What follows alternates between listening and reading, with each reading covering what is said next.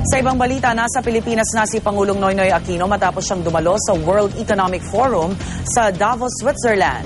Ibinida raw ng Pangulo sa mga lider ng iba't ibang bansa ang sumisiglang ekonomiya ng Pilipinas. Narito ang report ni Bam Alegre.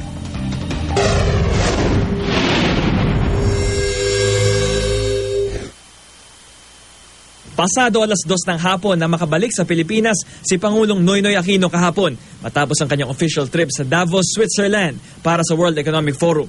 Kabilang si Vice President Jejo Marbinay at mga miyembro ng gabinete sa sumalubong sa Pangulo sa paliparan.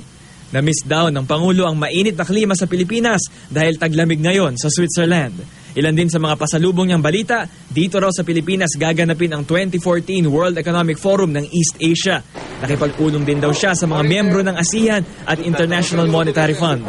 Pero higit sa lahat, ang kampanya niya sa tuwid na daan ang ipinagmalaki niya sa ibang mga bansa.